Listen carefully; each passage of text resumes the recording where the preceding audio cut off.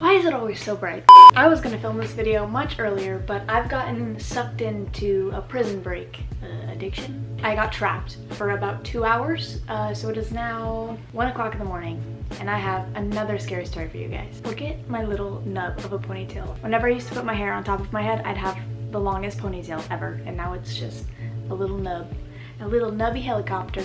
So I think what I'm going to do for the next couple of weeks or so, and honestly, if it works out and I enjoy doing it and don't run out of stories, I think I'm going to start doing stories every Saturday and Sunday, at least for the next couple weeks, because I owe you guys so many hour-long stories at this point that it's insane. I feel like I'm never gonna force myself to sit down and film for 4 hours again. That's how long my first one took me, 4 hours, because my camera kept dying and it just, I stutter a lot, okay? But I'm going to try to do really long stories but separate them, so a story on Saturday and then the rest of the story on Sunday. And then like I said, if that ends up working out, I can even do, a story on Saturday and a separate story on Sunday, but we'll see how that goes. I have so many stories right now that you guys have sent to me, and I've had a couple of the authors whose stories I've already read send me more stories, so I have a lot to work with at this point, and I'm really excited. So I have this story right now. I'm going to upload part of it today, part of it tomorrow, depending on how long, because there are a lot of parts to this. It might continue on to next week, but obviously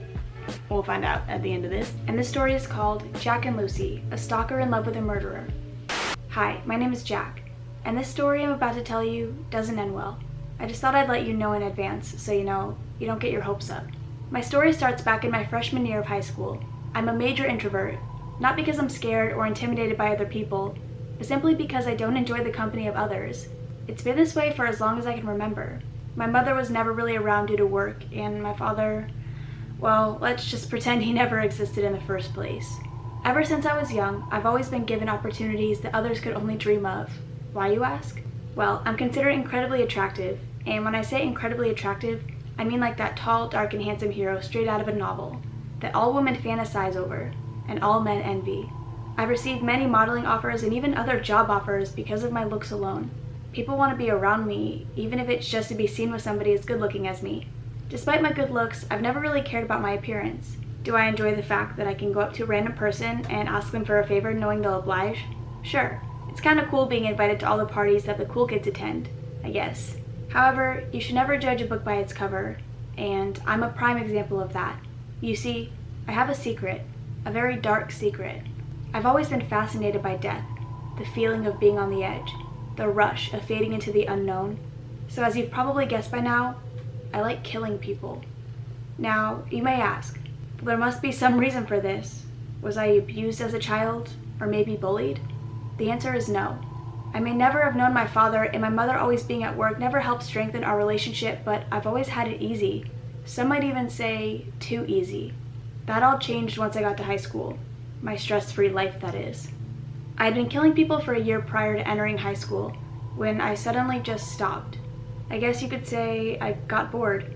Living in a small town with a bunch of nobodies that no one gives a damn about isn't really the most exciting destination for a serial killer. I mainly killed people that were passing through our lonely town, sometimes men, sometimes women, though I could never really bring myself to hurt a child. There's just something pure about them, you know? They know nothing of the world. They're untouched. I've always envied that about children. Anyways, back to my story. It's the first day of high school, a dreadfully sunny day. After going through all of the ceremonial crap, we get sorted into our classes. I'm in 1B. Just like my middle school, my classes seem to be made up of the same types of people. There are a couple of wannabe jocks, some nerds here and there, a few preppy kids, and the one grunge kid that always looks depressed. The average kids that are neither popular nor uncool, and the girls that won't stop talking about me. I really do hate those superficial types of girls, always telling me how amazing I am, even though they know nothing about me. In their eyes, I can do no wrong, because I'm attractive. They're the type of people that make me want to commit mass homicide. But then something wonderful happened, or at least so I thought at the time. Just before class was about to start, this girl walked in. She had shoulder-length brown hair and very normal brown eyes. She looked exactly like your average girl. There was nothing special about her appearance, to be honest. Yet, for some reason, when she looked at me and smiled, my heart skipped a beat. It was like jumping in the cool ocean on a scorching hot summer's day. As soon as lunch came, all the girls in my class gathered together like a bunch of frantic ants. What were they talking about? Yes, once again, you've guessed it. Me. They were talking about me. how handsome I was, texting all their girlfriends about how lucky they were to be put in the same class as me. On the other side of things, the boys also gathered in their groups to voice their disdain towards me, amongst themselves as usual. It's a really pathetic scene if you think about it. A bunch of insecure, socialized robots flock to each other's company, one half admiring my beauty and the other half wishing I never existed. It makes me feel like a piece of art, encompassed by critics. However, there is one person who isn't talking about me. It's the girl with the normal brown eyes, the one who doesn't strike as having any uniqueness to her. She kind of looks like one of them, to be honest, yet something about her feels so different that it's almost intimidating. She just stares out of the window, not paying any attention to anyone else. I wonder what she's thinking about, if she's even thinking at all. She seems so free. Like all other boring school years, this one passed. Nothing out of the ordinary happened. Just the usual, girls confessing their love for me, while I politely turned them down by giving them false hope of the possibility of us being together in the future. The guys weren't too fond of me, but they were also too afraid to try anything. After all, I'm 6'2", and I may not look like the Hulk, but I could easily pass for an Olympic athlete. We're in April now, and time is starting to move quickly. Everyone is studying, even the jocks. Grades are rising and falling like stock prices. It's all just the usual, except for one thing.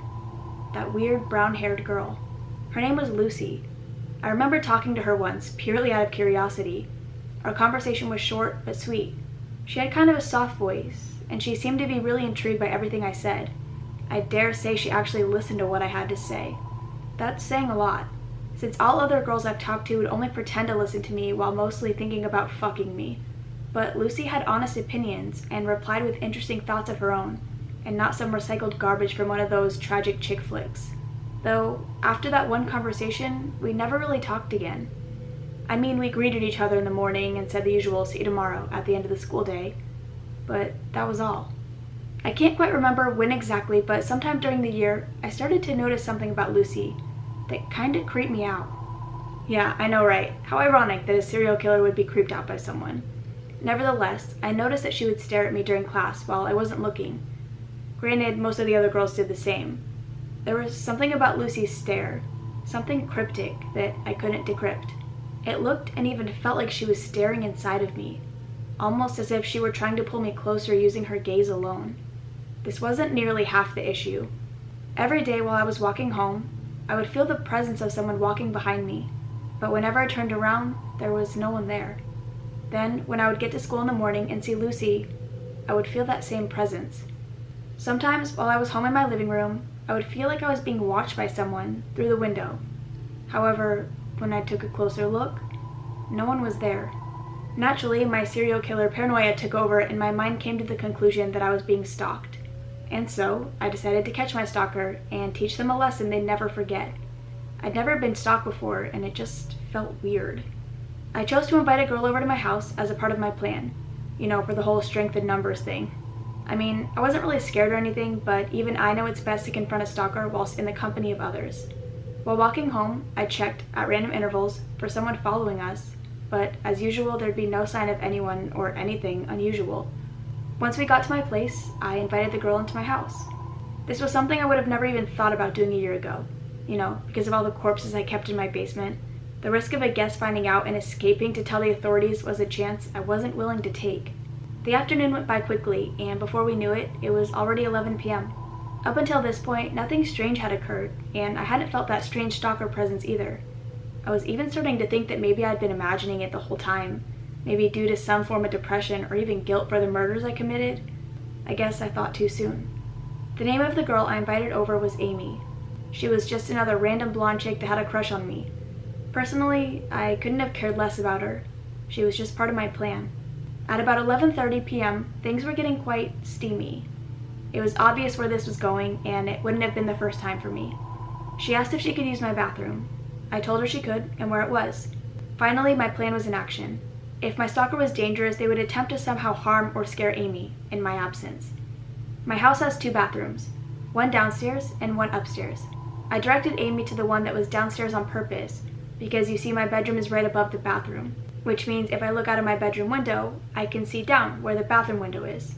I did exactly that, and there, to my surprise, a figure was staring from my backyard into the bathroom window, where Amy was. The figure didn't seem to recognize that I was watching. Strangely enough, the stalker didn't do anything. They just stood there staring until Amy was finished, and then the stalker just left. How peculiar, I thought. Personally, I was hoping the stalker would attempt to break in and do something to Amy. It would have made my night so much more interesting. The one good thing that came out of it was that I was able to look long enough to make out the face of my stalker. It was her, Lucy. The girl that didn't stand out, yet for some reason seemed so different from the others. Though I must admit it, I kind of had a hunch that it was her. The only question left was what to do with this knowledge. This was the kind of situation that had been played out in horror movies so often. The stalker girl catches her beloved with another girl. The next day she threatens the girl, leaving the guy wondering why his new lover no longer wants to be around him, blah blah blah. So fucking cliche, to be honest. I wasn't about to allow things to get uninteresting, so I decided to fulfill Amy's wishes and I had sex with her. I took pictures of us having sex, without her knowing of course, as part of my plan. The next day at school, I cozied up to Amy, knowing that Lucy was watching. I could feel Lucy's jealousy from across the room. In a way, I kind of felt bad about what I was doing. In all honesty, I would have rather been holding on to Lucy. I guess you could say I kind of liked her, but it didn't matter. I'm a psychopath that enjoys seeing others in pain, both physically and mentally, and seeing Lucy struggle to keep her hatred towards Amy bottled up was like an all-you-can-eat buffet for me. I would remain close to Amy, observing Lucy's every stalker move. One time, I even bumped into Lucy on my way to Amy's house. She told me that she was meeting a friend, but I knew she was lying behind that smile of hers. She had such a cute smile. At this point, it was only a matter of time before Lucy decided to strike, but I was growing impatient, and all she needed was a little push. So I decided to accidentally send pictures of Amy and I having sex to Lucy. I told her that they were sent to me by a friend, and I accidentally sent them to her. I apologized, and she told me it was perfectly fine, and that she would delete them, adding a smiling emoji at the end of her message. But I knew that she knew. That pleasurable feeling I would get from hurting others steamed through my body like a shot of adrenaline. I almost broke out in laughter. The next day of school came, and things were looking perfectly normal. That is, until class started. That day, Amy was nowhere to be found at school, which was weird for two reasons. Firstly, ever since she had started dating me, she came to school every single day to see me. We didn't hang out that much after school because I told her I was busy with other things, when in reality, I was observing Lucy, who was stalking Amy. Secondly, Amy wasn't the type to skip school without telling one of her friends, not to mention we were approaching the end of freshman year, which is the time where everybody tries to have perfect attendance to get extra credit and do whatever they can to repair their terrible grades.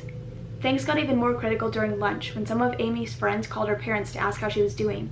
Her parents were frantic. At least that's what I got from the eavesdropping. Apparently her parents had called the school and after finding out about her absence, called the police. In that moment, I could see the cop cars pulling into the school. Things had finally gotten interesting. I was first up for questioning, being Amy's boyfriend and all. I put on an Oscar-worthy performance, acting as if I had no idea what was going on, and I was worried to death about Amy. Of course, those good-for-nothing small-town cops ate at my story like hotcakes. I will admit, in situations like this, it does help to be extremely good-looking. Everyone simply believes everything you say. I could have told them anything and they would have believed me like the superficial robots they are. I knew, however, where Amy most likely was. You see, Lucy also wasn't at school that day, which means she was probably throwing Amy's corpse either in some deep pitch-black ditch or the river. A few days later, my guess became a fact. Amy's body was found dismembered in some river right out of town. Naturally, I had to put on another act, this one lasting a little bit longer. I went to Amy's funeral and pretended to be sad. I even gave a heartfelt speech at her funeral, which was followed by tears that I had purchased from a costume store. I gave my condolences to her family and all that other crap that you have to do out of love and respect. Things got really gloomy at school, though I was able to use this to my advantage. I told the other girls that I wasn't ready to be around anyone after such a terrible loss. They all gave me space, as I had asked for. Life was great. For the first time ever, people left me to myself. Sure, I had to pretend to be sad until the end of the school year, which was a bit of a nuisance, but besides that, everything was great. Once the holidays came around, we all parted ways. I spent my summer working at a convenience store. It was heaven. The whole day in an air-conditioned store in a small, quiet town. Or at least, that's what I was hoping it would be like. You see, there's a saying that goes, "Those who are alone are not necessarily lonely." What I'm trying to say is, peace and quiet are to me what God and Jesus are to a Christian. That's the only reason I even applied for that summer job anyway. There's not really many people that would be as excited as I was to spend their summer in what might as well have been a cemetery selling groceries. Then again, I've never really belonged to the normal person demographic. Partying, gossip, and friends, that's a short list of things I can do without. Friends are just an excuse to fit into a society built on unfair standards and expectations, dismissing all circles simply because they can't pass through a hole made for squares. Do this that way, do that this way. If you don't look like this, you won't live a happy life. That's the message that's engraved into the pits of our psyches from when we're all young and suggestible. And so naturally, when we grow up, like sheep to the shepherd, we follow society's sick guidelines. It's for this very reason that I distanced myself from others and fell in love with the comforting embrace of death. When I'm killing or preparing to, I feel calm. Confidence flows through every vein and artery in my body. The promise of power sways in my mind like a rocking chair. There are no standards for murder. You're not expected to kill a certain way. Much like drawing, murder is a skill which requires both time and intrigue. There are no restrictions or boundaries. Creativity and curiosity are your best friends. Unlike in society, you and only you are the judge of your own work. Imagination is the pillar that balances your craft. And just like a great artist, a skilled murderer's imagination functions best in solitude. This was my perspective on life. You could call me selfish, even arrogant for feeling the way I did, believing I was better because I chose not to be in another branch in the common man's system, but that's the way I felt. And I had set up my summer holiday to stay faithful to my views. Peace and quiet. Yes, that was the goal. But like many before me, I failed to comprehend that this world in which I lived was bigger than me, and no matter where I hid or how I planned to spend my holiday, somehow life would always find a way to remind me that I wasn't the only person living on this tainted plane of shit and piss. There would always be someone that would stick their nose into my life. In my case, that someone was Lucy. During that summer, which would have been my summer of tranquility and freedom, Lucy made her official entrance into my life by visiting the convenience store I worked at regularly. She would often buy camera film, which was kind of awkward because I'd never seen her with a camera before. Apparently she was really into photography, or at least so she told me. In addition, she'd always purchase 2 cold drinks. The ones she'd buy were my favorite, iced green tea with lemon. I'm not sure how she knew I was practically addicted to that drink, considering I only drank it when I was at home. Until, of course, I remembered who she was beneath that cute and warm smile of hers. My little stalker. My obsessed little stalker. Honestly, I'll admit, I had no issue with her generosity, despite not being able to accept handouts. I just didn't, well, how do I put it? Something in me just didn't want her to be sad. Therefore, I simply couldn't turn down her offer anyway. Not to mention the weather made it feel like the heat was having a one-sided boxing match with my face, regardless of the fact that I was pent up in an air-conditioned store.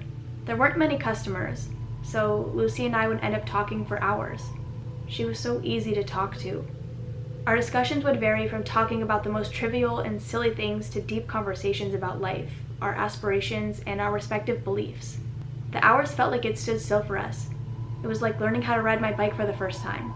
I felt like I could go on forever without stopping, or rather, I didn't want to stop talking to her.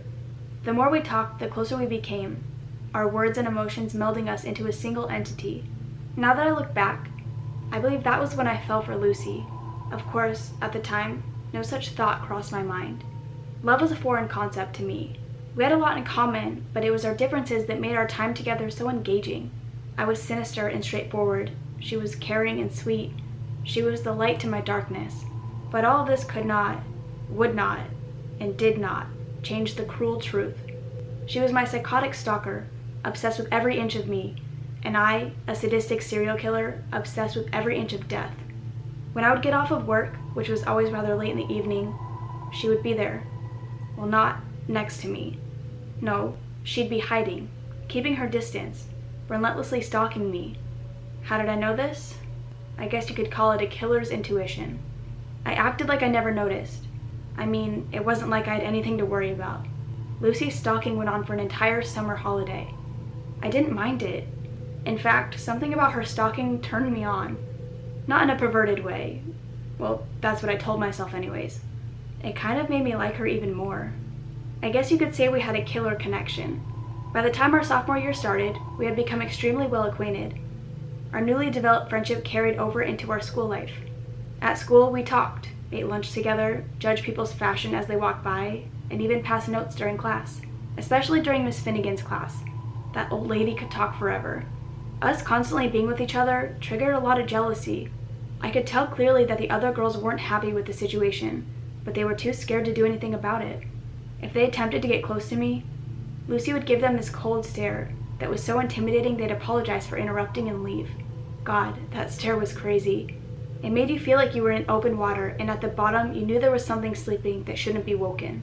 You had no power over her stare, a stare which could have turned Medusa to stone. Talking and hanging out with Lucy got me motivated again. I felt life quickly seeping inside of me, rejuvenating my very being. I was ready again. Yeah, that's right. I was ready to kill again.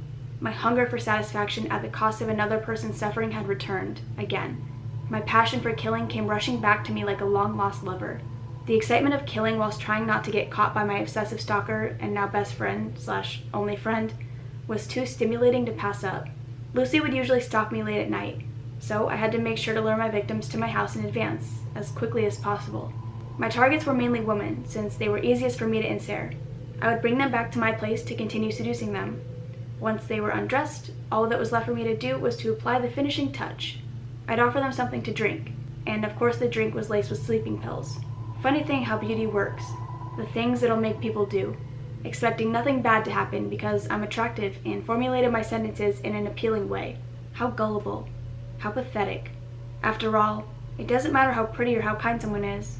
A stranger is still a stranger, and if the devil has taught us anything, it's that even the most beautiful angels aren't immune to sin. As soon as the effects of the sleeping pills kicked in, they'd be mine. From that point on, their fate was forfeit to my amusement. They were a chess piece on my chessboard, and I was the Grand Master. They were on my stage, and I was the puppeteer. My dominance was absolute. Neither God nor the devil could save them. No miracle would be miraculous enough to return them home.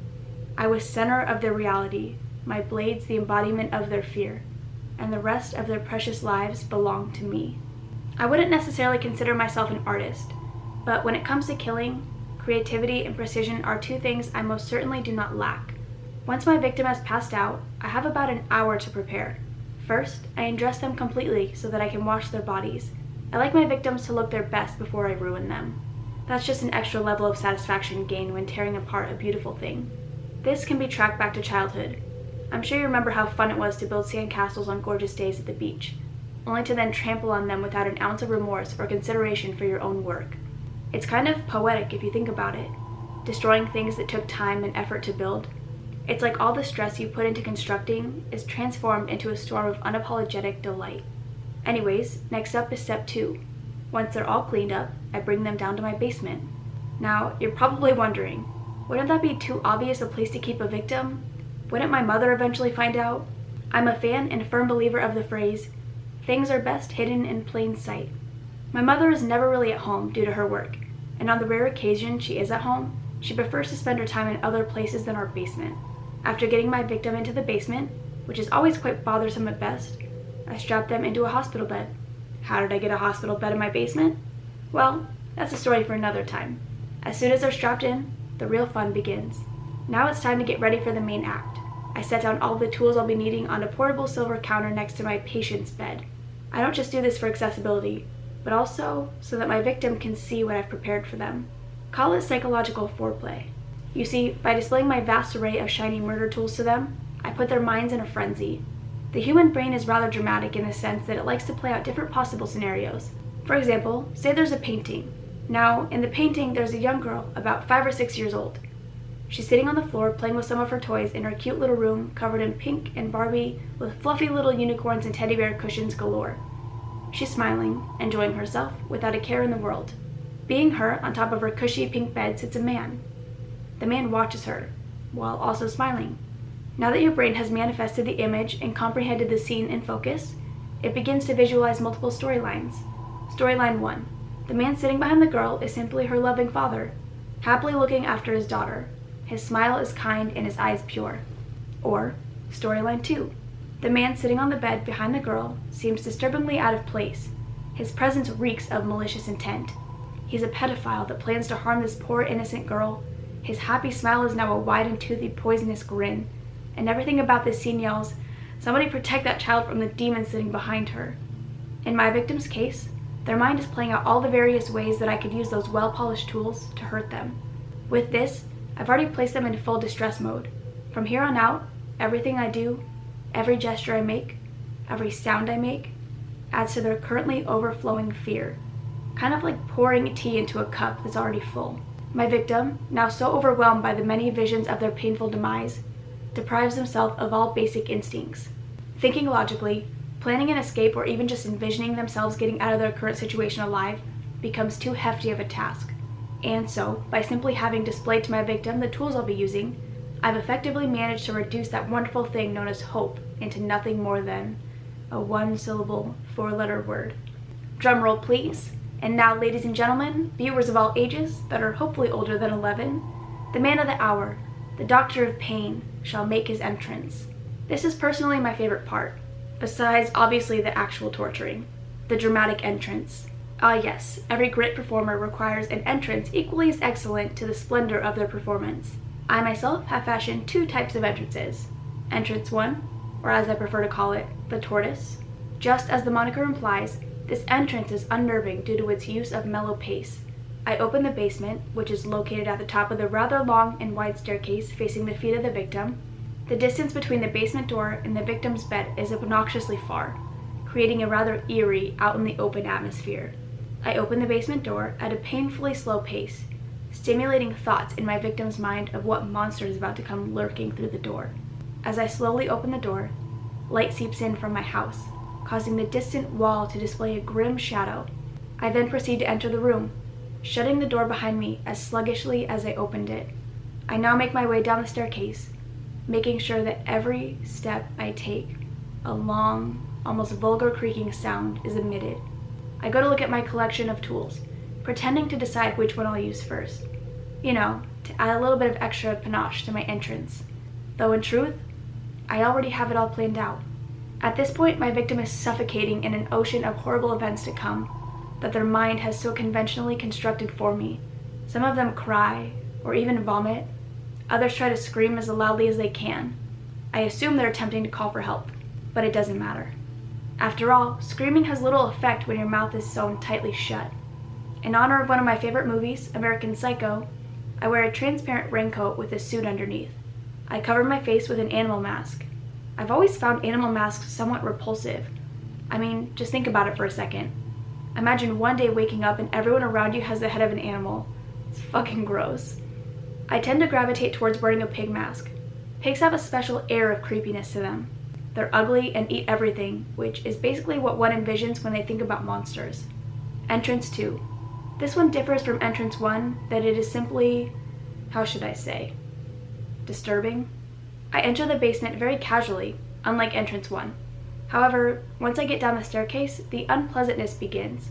Wearing an all-black skin-tight leather suit, I get on all fours. I then continue to close in on my victim in a sort of awkward strutting motion, like a dancing creature. After circling around my victim's bed a couple of times, I crawl underneath and start to kick up against the underside of the bed.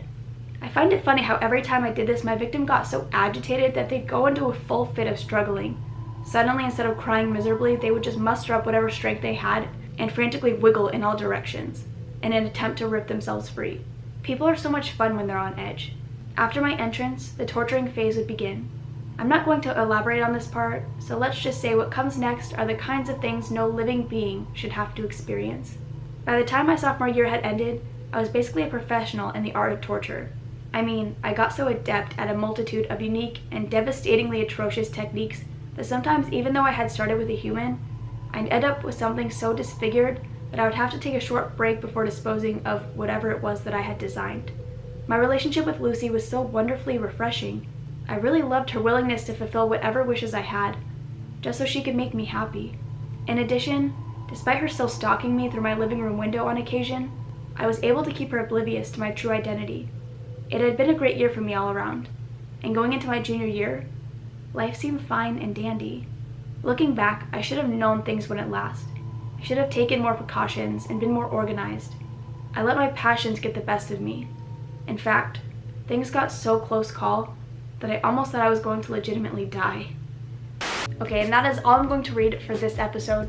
That's all I'm gonna read for this video. There are 12 parts to this story, and I just read the first 4, so I think this is going to be a 3-part thing, just to make it easier for you guys to listen to and to add some more suspense to the story, because I feel like he gives you a lot of suspense, but I want to give you even more. But anyways, I hope you guys enjoyed. If you have any longer stories that you have found, please send them to me, because I really want to do scary story weekends. So, oh my god, I'm going to be uploading 4 times a week. Maybe. Sometimes it depends on the stories that I find, and if I don't have time, I won't upload Sundays. I'm just not going to promise uploads every Sunday, but I'm going to try to do 2 scary stories every week.